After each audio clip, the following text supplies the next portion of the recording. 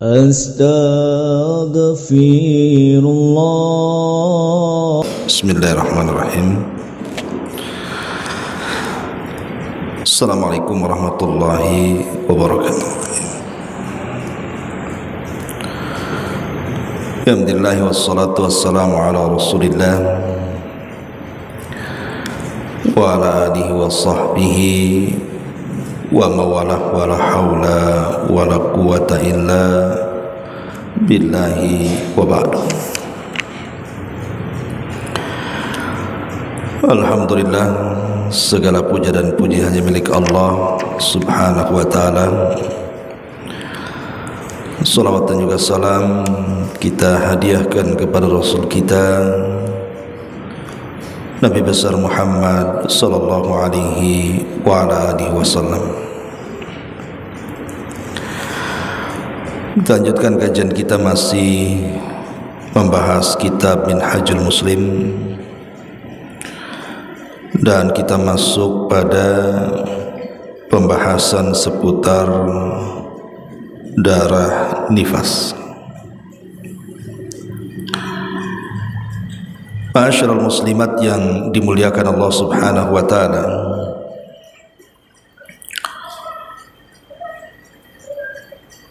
kemarin kita sudah menjelaskan tentang darah-darah yang keluar dari seorang wanita. Dan darah yang keluar dari seorang wanita itu ada 3 macam. Ada yang disebut dengan darah al-haid,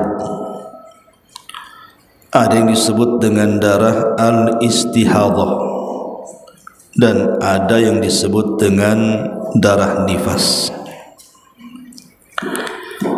Lalu apa bedanya antara haid, istihadah dan nifas ini?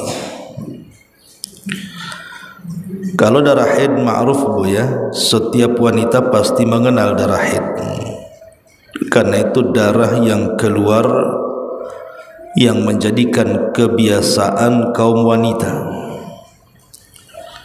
Biasanya keluar sebulan sekali, dan umumnya biasanya 6-7 hari, dan yang paling cepat 1 hari 1 malam, dan yang paling banyak 15 hari. Ini sudah kita jelaskan. Dan darah haid ini memiliki sifat khusus yang insyaallah ibu-ibu sudah paham darah haid ini.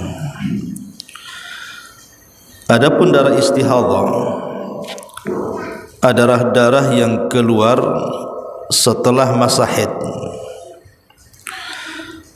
Jadi umpamanya ibu punya kebiasaan 6 hari selesai atau 7 hari selesai, tiba-tiba masih mengeluarkan darah di luar kebiasaan. Umumnya darah yang keluar setelah masa haid selesai itu adalah istihadah. Bedanya kalau darah haid menghalangi salat, puasa dan yang semacamnya, tapi kalau darah istihadah tidak menghalangi ibadah. Adapun darah nifas, inilah pembahasan kita, adalah darah yang keluar al-kharij akibal wiladati. Jadi darah nifas itu adalah darah yang keluar dari kemaluan perempuan atau vagina setelah proses melahirkan.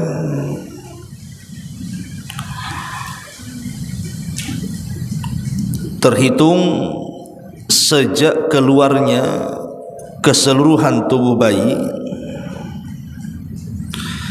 sehingga darah yang keluar bersamaan dengan bayi atau sebelumnya, maka itu tidak disebut nifas. Ingat Bu ya, jadi darah nifas itu kalau secara keseluruhan tubuh bayi keluar, kemudian mengeluarkan darah, itulah nifas. Tapi kalau seandainya keluar darah bersamaan dengan bayi yang keluar atau mungkin sebelum bayi itu keluar, maka sebagian ulama mengatakan itu bukan nifas. Jadi harus betul-betul melahirkan secara keseluruhan. Ma'asyiral muslimat yang dimuliakan Allah Subhanahu wa taala, makanya di sini kata pengarang, nifas adalah darah yang keluar dari vagina setelah melahirkan dan tidak ada batas minimalnya, sehingga kapan saja wanita yang sedang nifas melihat darah nifasnya telah terhenti, hendaklah dia mandi dan menunaikan salat, kecuali berhubungan, di mana perbuatan itu merupakan perbuatan yang dimakruhkan bagi wanita karena alasan kebersihannya sebelum masa nifasnya genap 40 hari, serta dikhawatirkan menimbulkan rasa sakit pada wanita. Sedangkan batas maksimal adalah 40 hari berdasarkan keterangan yang dituturkan oleh Ummu Salamah, di mana dia berkata para wanita yang sedang nifas berdiam diri selama 40 hari, dan ia berkata, aku pernah tanya kepada Rasulullah berapa lama wanita habis melahirkan harus berdiam diri, maka beliau mengatakan arba'ina yauman illa antara tuhra qabla dhalik, 40 hari kecuali jika ia melihat darah nifasnya setelah atau telah berhenti sebelum 40 hari. Maka menurut hadis ini, jika wanita yang sedang bernifas telah menjalani masa nifasnya selama 40 hari, maka hendaklah dia mandi, menunaikan salat serta berpuasa meskipun belum suci. Hanya saja wanita yang belum suci dihukumi sebagaimana layaknya wanita yang istihadhah. Tapi sebagian ulama berpendapat bahwa wanita yang sedang nifas hendaklah berdiam diri selama 50 sampai 60 hari. Adapun batasan diam diri selama 40 hari dimaksudkan semata-mata sebagai bentuk kehati-hatian terhadap agamanya. Maksudnya gini biar. Jadi waktu nifas itu ada waktu maksimal, ada waktu minimal. Berapa maksimalnya dan berapa minimalnya? Sebagian para ulama, dan ini pendapat jumhur ya, pendapat mayoritas para ulama, bahwa wanita nifas itu berakhirnya ketika melalui 40 hari. Jadi kalau sudah 40 hari berarti selesai nifas. Keluar darah setelahnya atau tidak keluar darah, pokoknya kalau sudah 40 hari berarti habis batas nifas seorang wanita. Ustadz masih keluar darah setelah 40 hari, jangan dianggap itu nifas, karena batas maksimalnya sudah selesai berdasarkan hadis Ummu Salamah di sini. Bahkan Imam Tirmidzi sampai menukilkan ijma' kesepakatan para sahabat bahwa wanita-wanita nifas itu meninggalkan salat selama 40 hari kecuali kalau dia mendapatkan suci sebelum 40 hari. Karena kita bicara tentang batas maksimal, Bu ya. Batas maksimal 40 hari ini menurut jumhur mayoritas para ulama. Saya ulangi, jadi menurut mayoritas para ulama, batas wanita nifas itu maksimalnya 40 hari. Kalau sudah 40 hari berarti selesai nifas. Kalau keluar darah jangan dianggap nifas. Bisa saja darah yang keluar setelah 40 hari itu adalah darah yang rusak, ataupun mungkin kerusakan dalam rahim, kecuali kalau memang akhir daripada 40 hari itu masuk dalam kebiasaan ibu mengeluarkan darah haid sebelum ibu hamil. Makanya sebelum ibu hamil, ibu selalu mengeluarkan darah itu di akhir bulan. Lah kebetulan selesai nifas itu di akhir bulan. Kemudian setelah 40 hari di akhir bulan itu tiba-tiba mengeluarkan darah, boleh jadi itu darah haid, tetapi sudah tidak dianggap nifas lagi. Atau kalau ciri-cirinya tidak seperti darah haid, maka bisa saja itu istihadhah ataupun darah rusak. Intinya menurut mayoritas para ulama bahwa jarak maksimal wanita nifas itu di angka 40 hari. Ini satu pendapat, Bu, ya. Tapi ada juga yang mengatakan bahwa darah nifas itu la haddalahu, tidak ada batasan. Bisa saja 50 hari, bisa saja 60 hari. Adapun perkataan Ummu Salamah yang berkata kepada Nabi sallallahu alaihi wasallam, berapa lama wanita yang habis melahirkan harus berdiam diri? Kemudian Rasul menjawab 40 hari. Karena Ummu Salamah itu bicara soal kebiasaan wanita, umumnya wanita. Jadi hadis Ummu Salamah itu bicara tentang umumnya wanita paling lama 40 hari, bisa saja kurang dari 40 hari. Dan jarang wanita itu yang nifasnya di atas 40 hari. Jadi hadis Ummu Salamah bukan berarti membatasi 40 hari. Dia sedang bicara tentang keumuman wanita. Tapi kalau seandainya setelah 40 hari masih mengeluarkan darah dan sifatnya sama dengan nifas, maka pendapat yang kedua tetap dia sedang nifas. Dan maksimalnya adalah 50 sampai 60 hari. Ini pendapat Syekhul Islam Ibnu Taimiyah. Ada mengatakan juga ini pendapat Malikiyah dan Syafi'iyah, wallahu alam. Tapi yang jelas bahwa ada dua pendapat di sini. Pendapat yang pertama maksimalnya 40 hari, selepas 40 hari tidak dianggap nifas.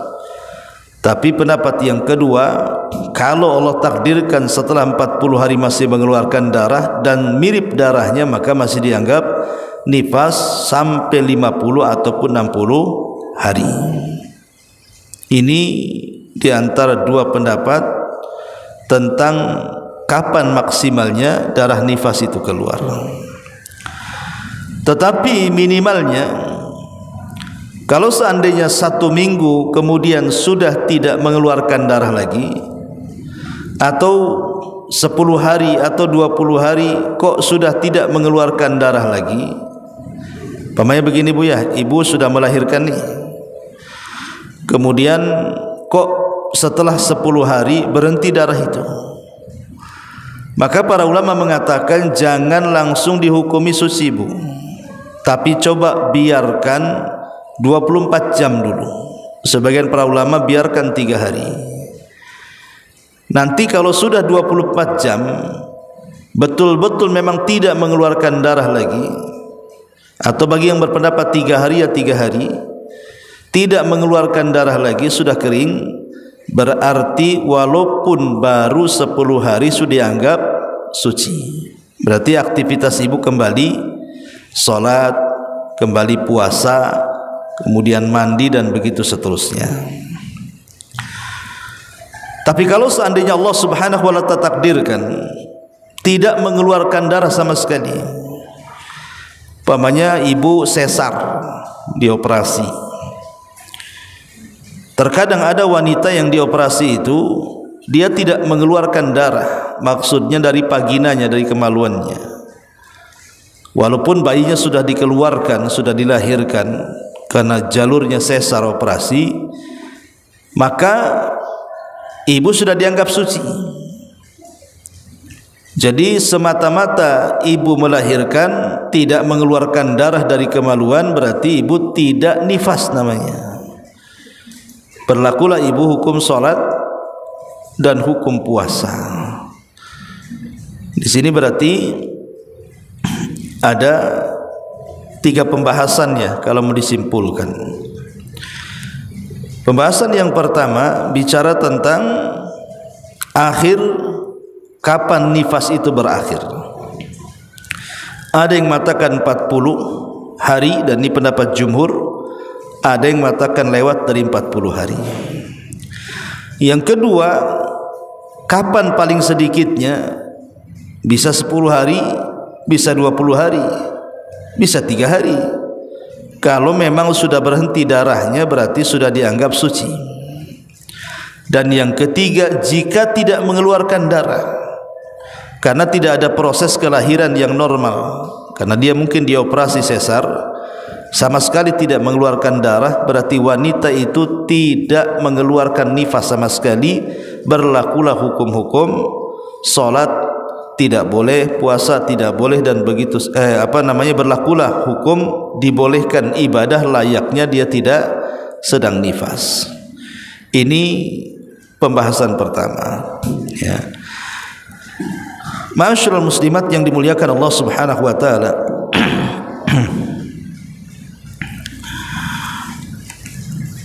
Kemudian terkait dengan beberapa hukum seputar nifas ini,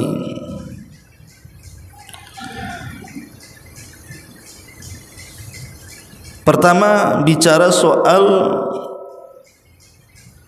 keguguran. Keguguran ini Bu, ini kan ada 2 jenis keguguran itu Bu ya.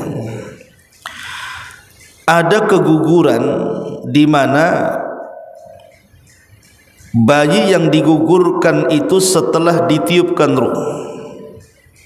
Jadi ada keguguran itu yang bersifat bayi itu keluar atau gugur dari rahim seorang wanita itu setelah bayi ditiupkan ruh, berarti 4 bulan ke atas Bu ya. Yang kedua, ada keguguran itu yang terjadi sebelum bayi ditiupkan ruh, artinya 4 bulan ke bawah. Jadi ada yang kegugurannya di atas 4 bulan, ada yang kegugurannya di bawah 4 bulan. Ini memiliki hukum sendiri. Kalau seandainya kegugurannya sudah masuk ke 4 bulan ke atas, artinya sudah ditiupkan ruh kan,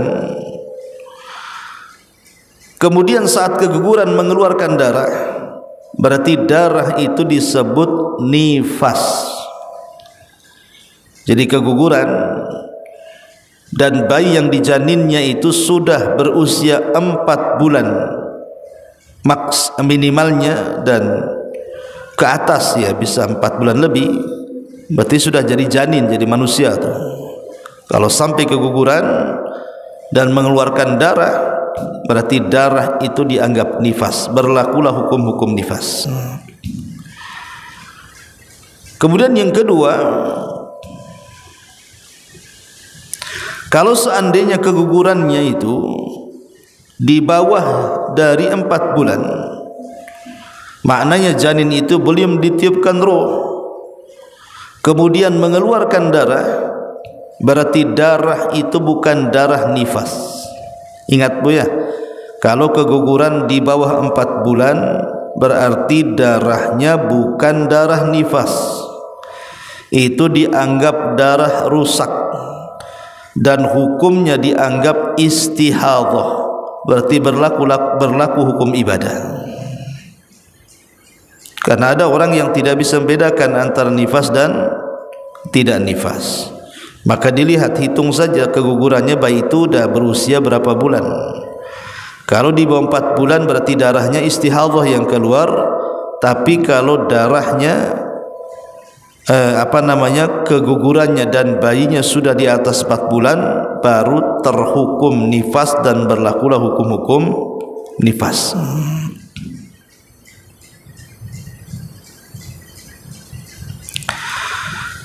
Kenapa demikian, ma'asyiral muslimat yang dimuliakan Allah Subhanahu wa taala? Karena kita tahu bahwa proses penciptaan manusia itu kan, itu di angka 40 kan, 40 hari berupa sperma, kemudian 40 hari berupa darah yang menumpuk, baru setelah itu 40 hari berupa jasad yang mulai dibungkus tulang, daging dan yang semacamnya. Itu disebutkan dalam hadis Ibnu Mas'ud radhiyallahu anhu. Kalau seandainya kemudian keguguran walaupun belum berbentuk manusia, padahal sudah usianya 4 bulan ya, tapi belum berbentuk manusia, belum sempurna, karena sudah ada peralihan dari satu marhalah ke marhalah berikutnya, dari sperma ke darah, dari darah ke daging, dan itu kan prosesnya di angka 40 hari gitu ya. Makanya kemudian para ulama menganggap bahwa darah nifas atau dianggap nifas itu di usia kandungan 4 bulan ke atas, dan di bawah kandungan 4 bulan ke atas tidak dianggap darah nifas karena belum dianggap manusia.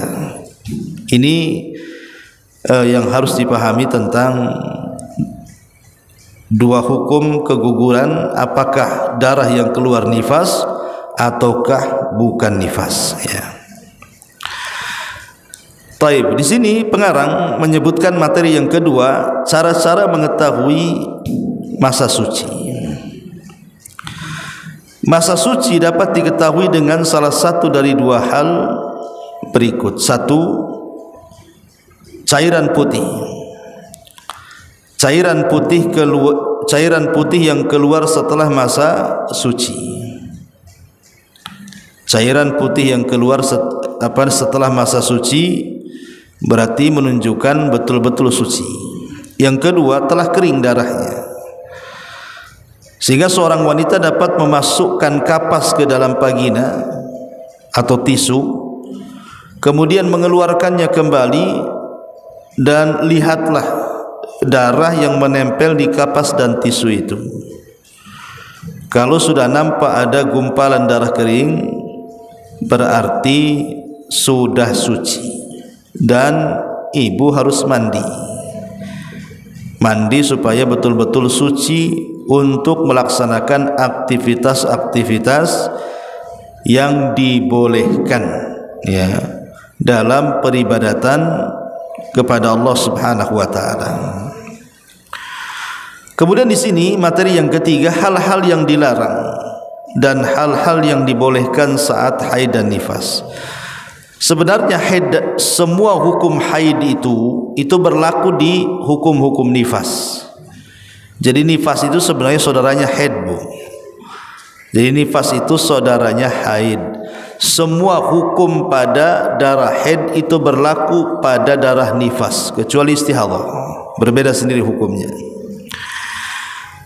Hal-hal yang dilarang saat haid dan nifas itu, pertama, berhubungan suami istri. Orang yang sedang nifas dilarang tidak boleh berhubungan suami istri.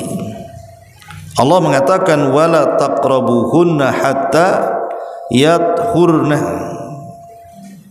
dan janganlah kalian mendekati mereka sehingga mereka betul-betul suci, artinya betul-betul mandi. Al-Baqarah 222. Yang kedua, salat dan puasa. Tidak boleh wanita nifas melaksanakan salat, baik yang wajib ataupun yang sunnah. Tidak boleh wanita yang sedang nifas berpuasa, baik puasa wajib atau puasa sunnah. Hanya saja puasa wajib tentu ya harus diqadha, Kapan? Ya setelah suci, ya. Sedangkan salat tidak wajib diqadha. Dan ini berdasarkan Nabi SAW mengatakan, alaysa idza hadatil mar'atu lam tusalli wa lam tasum. Bukankah apabila seseorang wanita sedang haid berarti ia tidak salat dan tidak berpuasa?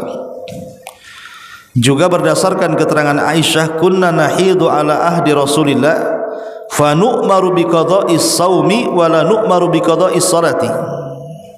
Kami mengalami haid di masa Nabi, kata Aisyah, maka kami diperintahkan mengqadha atau mengganti puasa, tapi tidak diperintah mengqadha atau mengganti salat.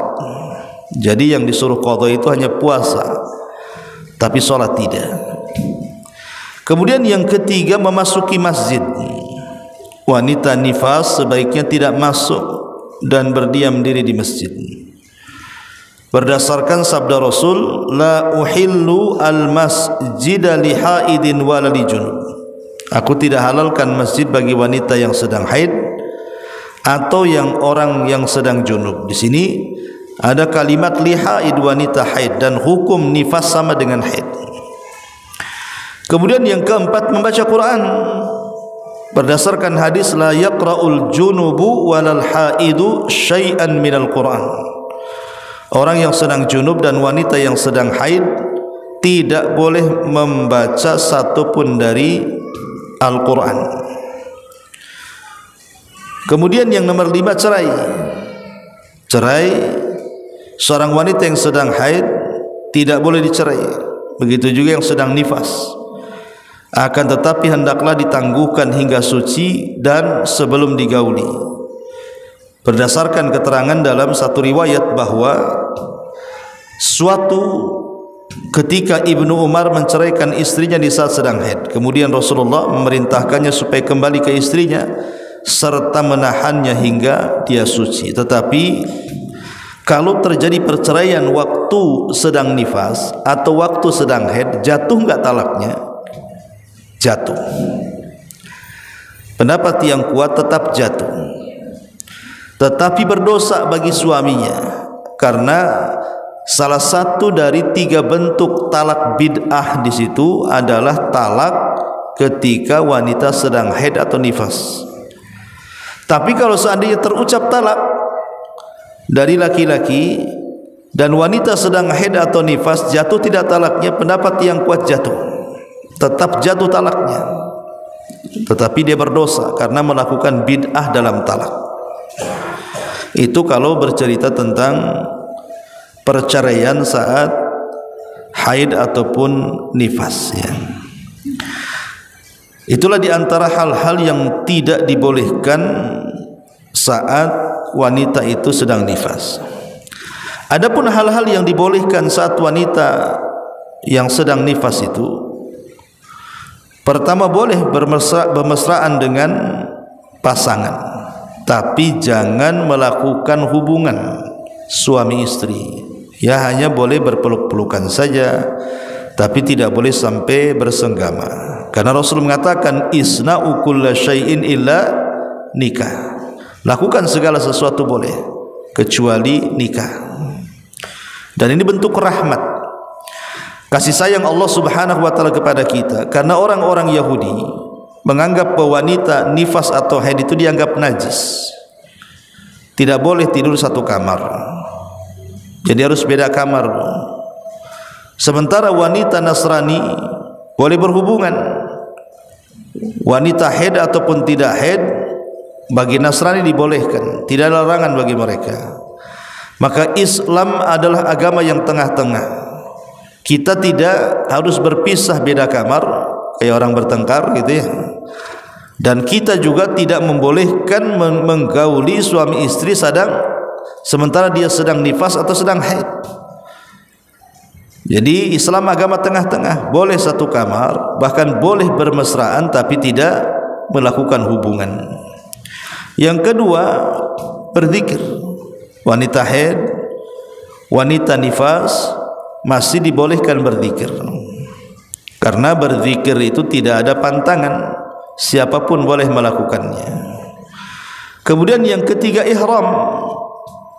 ihram, wukuf di Arafah, dan sejumlah amalan haji dan umrah semua boleh kecuali tawaf. Kalau tawaf memang enggak boleh, karena tawaf itu kan pengganti solat, Bu. Makanya tidak boleh dilakukan wanita nifas ataupun haid. Kata Rasul, if'ali ma yaf'alul hajj ghaira alla tatufi bil baiti hatta tathuri. Kerjakan apa yang harus dikerjakan oleh orang yang sedang menunaikan haji, hanya saja kamu tidak boleh melakukan tawaf di Baitullah sehingga kamu suci, karena tawaf itu ganti daripada solat. Sebagaimana orang yang sedang haid tidak boleh solat, orang yang nifas tidak boleh solat, maka berlaku juga orang haid dan nifas tidak boleh tawaf. Kemudian yang keempat, makan dan minum berdua boleh, karena Rasul pernah digambarkan oleh Aisyah radhiyallahu anha, kuntu ashrabu wa ana haid fa unawiluhu nabi sallallahu alaihi wasallam fa yada'u fah ala mawdi'i fi fayashrab. Satu ketika aku minum dan saat itu aku sedang haid, lalu aku mengulurkannya kepada Rasul, lalu beliau menempelkan bibirnya pada tempat bekas bibirku, lalu beliau meminumnya. Juga berdasarkan perkataan Abdullah bin Mas'ud, sa'altu Nabiya SAW an mu'akalatil haidi faqala waqilha. Satu saat, kata Abdullah bin Mas'ud, aku bertanya kepada Rasul mengenai makanan orang wanita yang sedang haid. Beliau menjawab, makanlah makanannya. Ini menyelisih orang Yahudi, Bu, karena orang Yahudi tadi saya katakan wanita haid itu tidak boleh makan satu meja dengan kita. Jadi kalau tidur ya beda kamar, kalau makan beda piring. Nah, gitu orang Yahudi itu. Tapi Islam dalam rangka menyelisih Yahudi tidak demikian ekstrimnya dalam beragama. Boleh kita ini tidur satu kamar, boleh makan satu piring atau satu meja. Itulah keindahan dan kemudahan Islam, ya. Kemudian sebagai tambahan, Bu, ada beberapa hukum yang berkaitan dengan nifas. Pertama, bicara soal iddah. Bicara soal iddah. Jadi bicara soal iddah ini ada hubung kait dengan nifas, ya. Jadi iddah ini dihitung dengan terjadinya talak, bukan dengan nifas. Sebab jika talak jatuh sebelum istri melahirkan, iddahnya akan habis karena melahirkan, bukan karena nifas. Sedangkan jika talak jatuh setelah melahirkan, maka ia menunggu sampai haid lagi, sebagaimana telah dijelaskan. Maksudnya begini, Bu, kalau ibu, jangan ibu lah, yang lain saja. Kalau ada wanita A diceraikan suaminya, sementara dia sedang mengandung, wanita ini sedang hamil, maka masa iddah wanita hamil sampai melahirkan, kan, bukan sampai selesai nifas. Semata-mata wanita ini melahirkan bayinya, berarti selesailah masa iddah talaknya. Wanita ini boleh menikah lagi. Tetapi kalau seandainya dicerainya saat melahirkan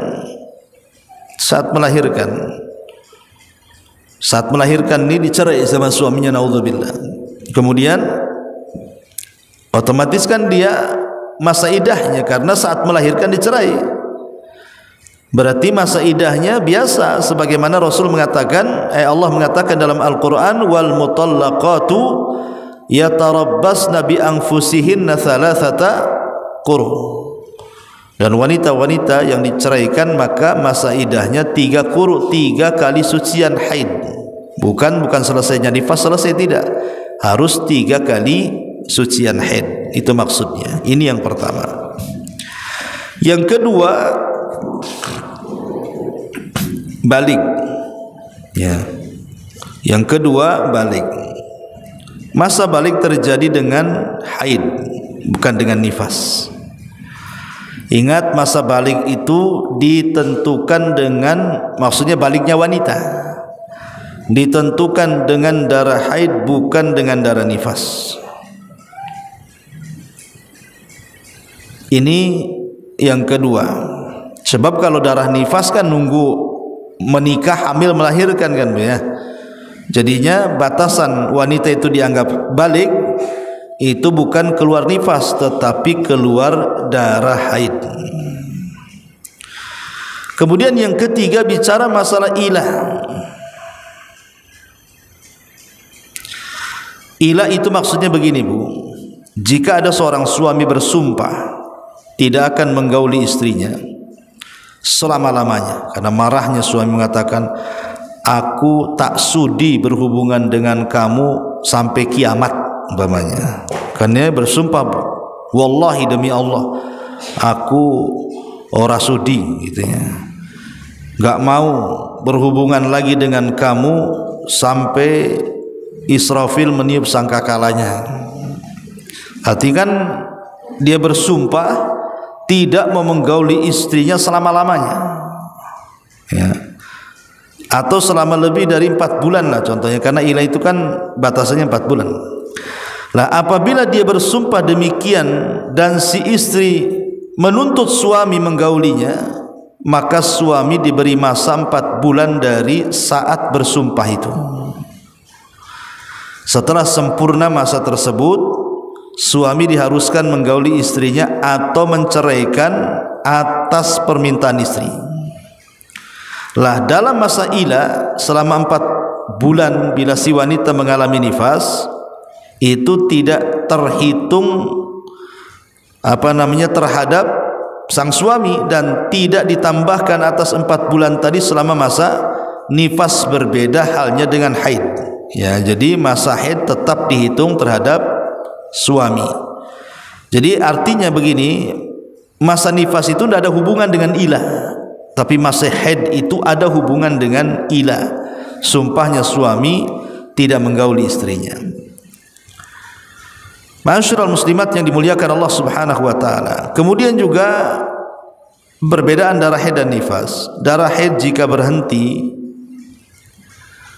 kemudian kembali keluar tapi masih dalam waktu kebiasaannya, maka dari itu dianggap haid. Maksudnya begini Bu, ibu darah haidnya keluar sampai 6 hari atau 7 hari, baru 2 hari berhenti, memang berhenti total gitu ya, besoknya nggak keluar lagi ya, maka ibu jangan tergesa-gesa langsung mandi sholat, karena ibu masih di masa kebiasaan, belum habis 6 hari atau 7 hari ya kan. Biarkan dulu, karena dikhawatirkan nanti 2 hari setelahnya ngeplek lagi.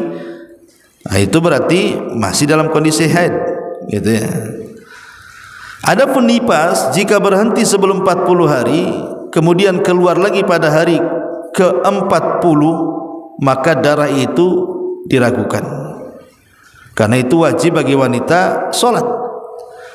Kalau darah haid kan tidak Bu ya. Kalau ibu darah haid berhenti 2 hari, setelah 6 hari harusnya habis masa idahnya, keluar darah, sifatnya haid, maka itu haid ya. Tapi kalau nifas tidak demikian. Itulah bedanya antara nifas dengan darah haid ya. Wallahu alam, ini diantara hal-hal yang berkaitan dengan hukum-hukum seputar nifas. Taib sampai di sini, ini yang dijelaskan dalam kitab Minhajul Muslim. Taib, kita buka tanya jawab saja sebelum saya tutup. Silakan.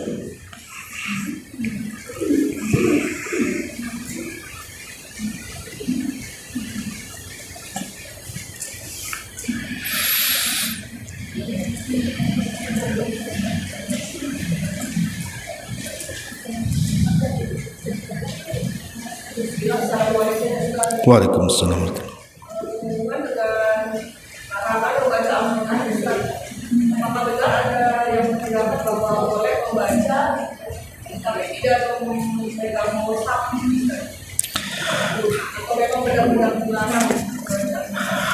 Oh iya, membaca Al-Quran kalau tidak menggunakan mushaf boleh, karena itu dianggap bagian daripada zikir. Ibu membaca Quran tanpa memegang mushaf, umpamanya ibu membaca Quran dari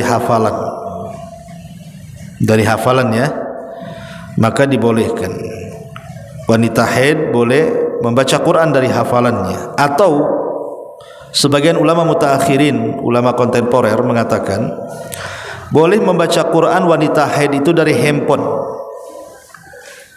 Dari handphone bu, boleh bu, karena handphone dengan mushaf berbeda.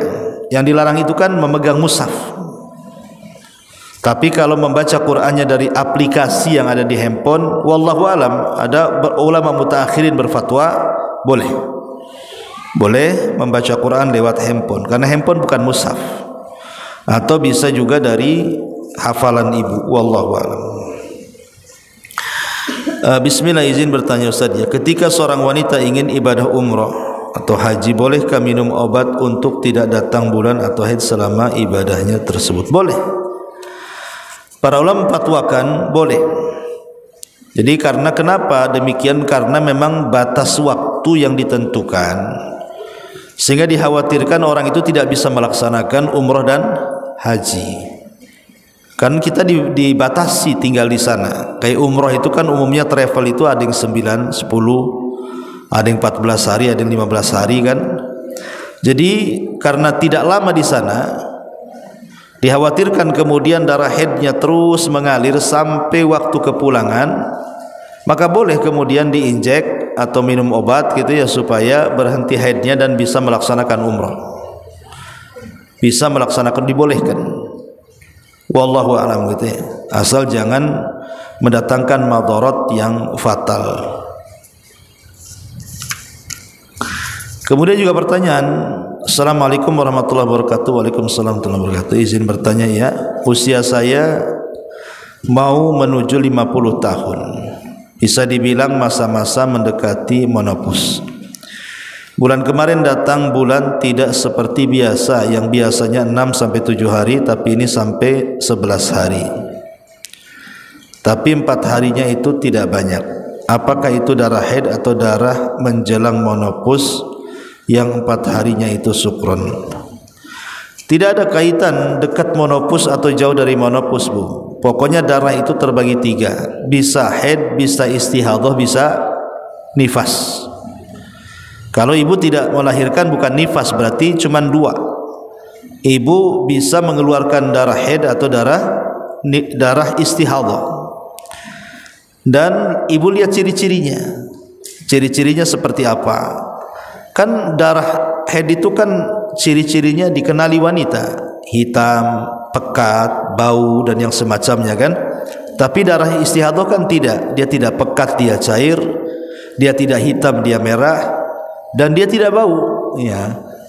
Jadi kalau memang sifat-sifat darahnya itu persis seperti darah haid, maka itu dianggap darah haid. Karena darah haid itu kan ulama mengatakan maksimalnya 15 hari, minimalnya 1 hari 1 malam, umumnya 6-7 hari. Dan ibu ini kan baru 11 hari, masih jauh dari maksimal 15 hari kan. Cuman kan kebiasaan ibu biasanya 6-7 hari, kok sampai 11 hari? Ya, berarti setelah 7 hari itu kan ibu melihat darah yang keluar. Anggaplah kebiasaan ibu 6 atau 7 hari. Kok setelah 7 hari masih mengeluarkan darah? Itu bukan berarti tanda menopause, tidak. Bisa saja ada kerusakan rahim, bisa saja itu istihadah, wallahu alam. Tapi yang jelas bahwa kalau darah keluar setelah masa kebiasaan 7 hari biasanya, setelah 7 hari kok masih keluar, lihat darah-darahnya itu, lihat sifat-sifatnya. Kalau sifat-sifatnya seperti darah haid, maka masih haid, berarti ada kebiasaan yang akan berganti. Karena siklus itu kadang-kadang ada wanita tertentu itu ada pergantian siklus yang mengubah kebiasaan sesuai dengan makanan yang dimakan, hormon yang ada dalam badan, atau usia yang memang sudah semakin senja. Itu kadang-kadang merubah kebiasaan bu. Ya, terkadang menjadi sedikit atau terkadang menjadi banyak. Biasanya 7-7 hari ini bu.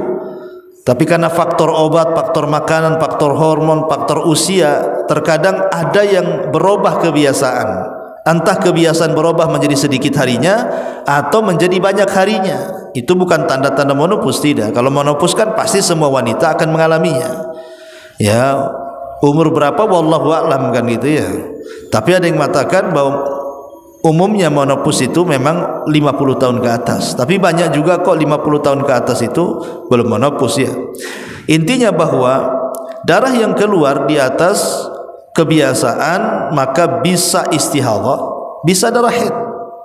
Ya, lihat ciri-cirinya. Nah, gitu ya Bu, wallahu a'lam.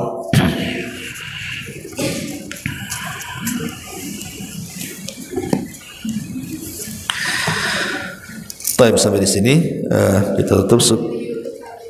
Gimana? Ada pertanyaannya? Apa?